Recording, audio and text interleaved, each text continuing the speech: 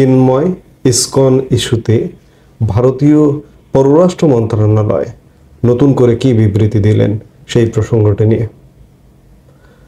গত কয়েকদিন ভারত বাংলাদেশ প্রসঙ্গ, হিন্দু মুসলমান প্রসঙ্গ, হিন্দু সনাতন জাগরণ মঞ্চ, ইসকন ইত্যাদি নিয়ে আলাপ করতে করতে আসলে আমরাও ক্লান্ত হয়ে পড়ছি।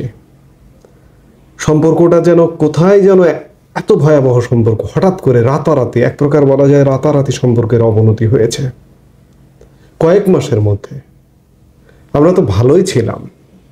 এখন যদি বলা হয় যে আমরা তো ভালোই ছিলাম, এই কথাটা বলবে আফসোস লীগ, আওয়ামী লীগ। আপনি নিউট্রালভাবে নিরপেক্ষভাবে যদি বলেন, তারপরেও আপনাকে বলবে আফসোস লীগ, আপনি আওয়ামী লীগ। ট্যাগ লাগানো, সেই পুরনো চরিত্র। আগে আওয়ামী লীগ আমলে ট্যাগ লাগানো হতো শিবির, জামাত, বিএনপি ইত্যাদি। এখন ট্যাগ লাগানো হয় পরিস্থিতির বিপক্ষে যদি আপনি কথা বলেন, সরকারের সমালোচনা যদি করেন, আপনি আওয়ামী লীগ হয়ে যাবেন। অসুবিধা নেই, কারণ বলতে হবে। আমি বলবো, আমরা কথা বলবো, আমাদের কথা বলতে হবে।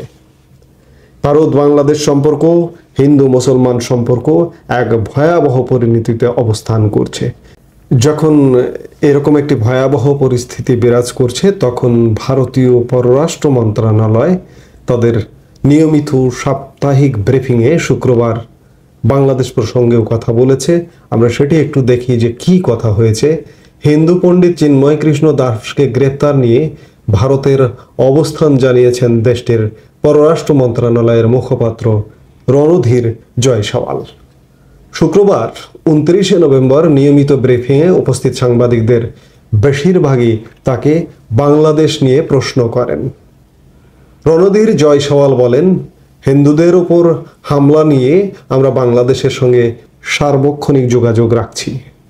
হিন্দু সহ অন্য সংখ্যালঘুদের ওপর হুমকি এবং হামলার বিষয়টি বাংলাদেশ সরকারের কাছে শক্তভাবে সার্বক্ষণিকভাবে উত্থাপন করছে ভারত। এ ব্যাপারে আমাদের অবস্থান পরিষ্কার। সব সংখ্যালঘুর নিরাপত্তা নিশ্চিতের যে দায়িত্ব বাংলাদেশ সরকারের রয়েছে, সেটি তারা পালন করবে। চিন্ময় দাসের বিষয়ে রণধীর বলেন, আমরা চিন্ময় দাসের গ্রেপ্তারের বিষয়ে একটি বিবৃতি দিয়েছি। আমরা দেখেছি আইনি প্রক্রিয়া চলমান রয়েছে। আমরা আশা করি তার বিরুদ্ধে যে আইনি প্রক্রিয়া চলছে সেটি স্বচ্ছ ও ন্যায় বিচারের ভিত্তিতে নিষ্পত্তি হবে।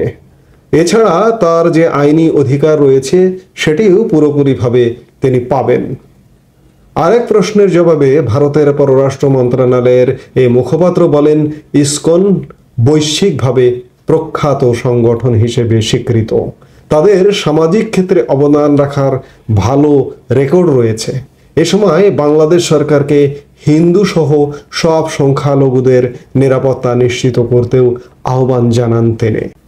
পরে ভারতের পররাষ্ট্র মন্ত্রণালয় এক বিবৃতিতে চিন্ময় কৃষ্ণ দাসকে গ্রেপ্তার এবং তার জামিনের আবেদন নামঞ্জুর করার ঘটনায় উদ্বেগ জানায়। ভারতীয় পররাষ্ট্র মন্ত্রণালয়ের বিবৃতি। ভারতীয় পররাষ্ট্র মন্ত্রণালয়ের মুখপাত্র রণধীর জয়সওয়াল একটি গুরুত্বপূর্ণ কথা বলেছেন, বিশেষ করে ইসকন প্রসঙ্গে। ইসকন নিয়ে বাংলাদেশে এই যে টালমাটাল অবস্থা, ভুল বোঝাবুঝি অবস্থা, আমি বাংলাদেশের একজন সাধারণ নাগরিক হিসেবে ইসকন নিয়ে আমিও উদ্বেগের মধ্যে আছি।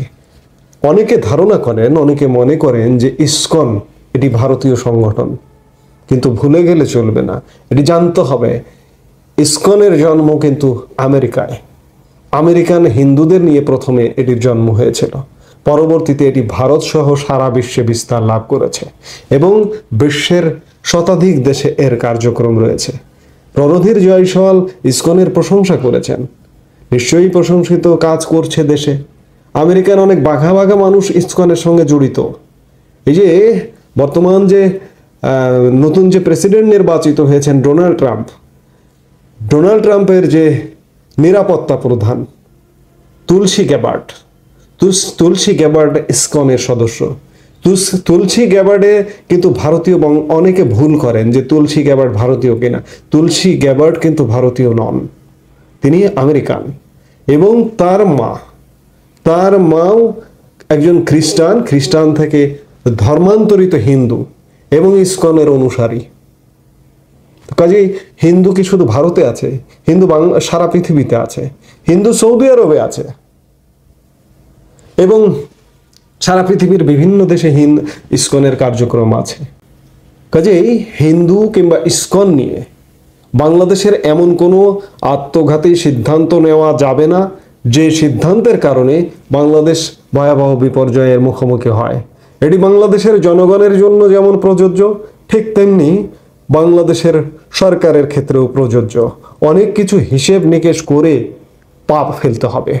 এখন প্রতিনিয়ত বর্তমান সময়টা এমন অবস্থায় দাঁড়িয়ে গেছে যেন প্রতিনিয়ত প্রত্যেকটা পদক্ষেপে খাদ রয়েছে, এবং মহাখাদ।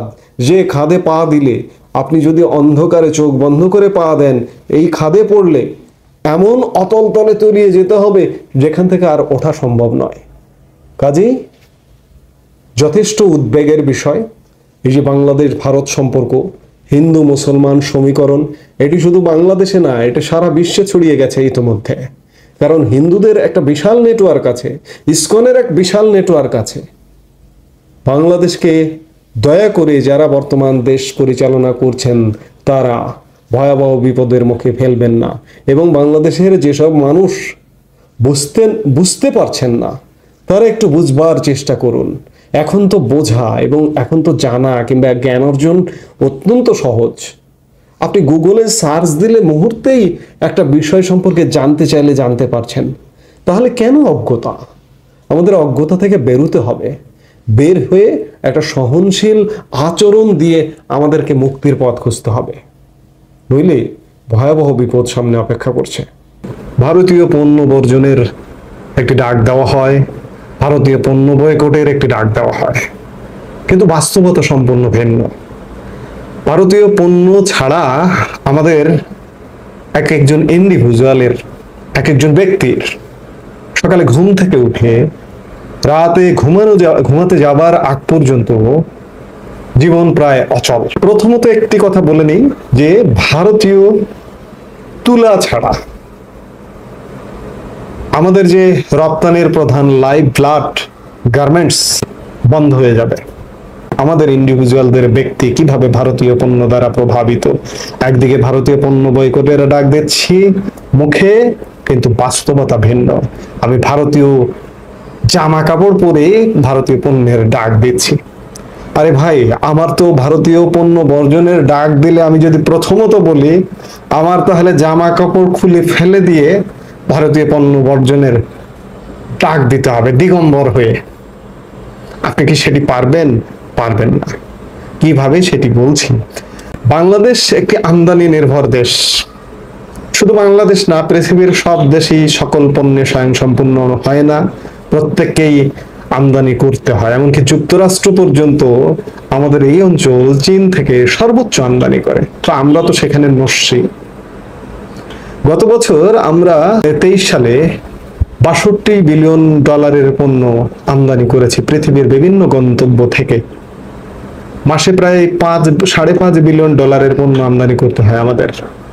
এর মধ্যে প্রধান আমদানি গন্তব্য চীন। চীন থেকে মূলত আমাদের শিল্প প্রতিষ্ঠানের যে যন্ত্রপাতি, মূলধনী যন্ত্রপাতি এবং প্রযুক্তি পণ্য আসে। আর দ্বিতীয় গন্তব্য ভারত।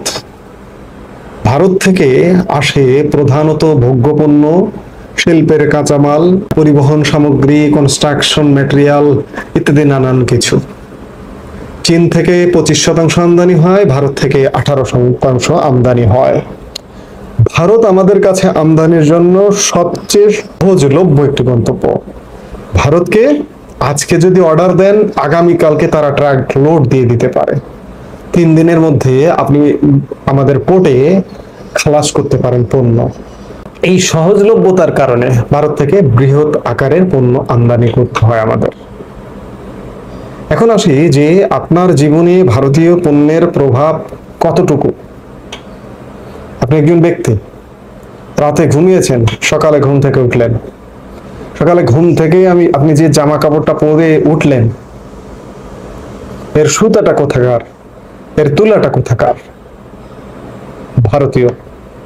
অনেকে লুঙ্গি পরেন, লুঙ্গির সুতাটা ভারতীয়, শাড়ি পরেন, শাড়ির সুতাটা ভারতীয়, জামা পরেন, জামার সুতাটা ভারতীয়। অর্থাৎ ভারতীয় জামা কাপড় জড়িয়ে আপনার ঘুম ভাঙে, আপনার দিনের শুরুটা হয়। এবার ওয়াশরুমে যান, ওয়াশরুমে যে ব্রাশটি করেন, যে পেস্টটি ইউজ করেন, সেটি হয় ভারতীয়, নয়তো ভারতীয় কাঁচামাল।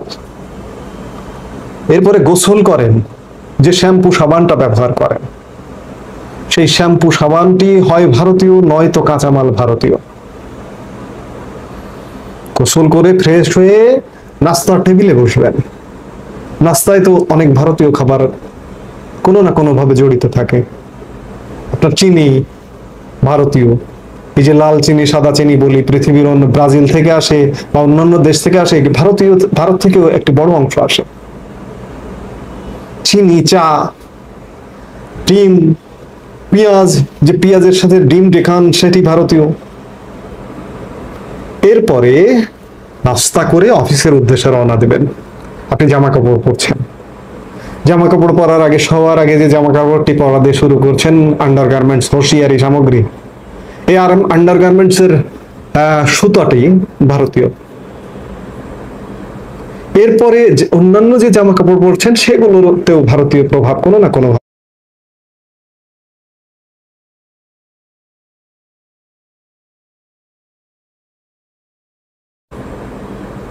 এরপরে অন্যান্য যে জামা কাপড় পরছেন, সেগুলোতেও ভারতীয় প্রভাব কোনো না কোনো ভাবে থেকে থাকে।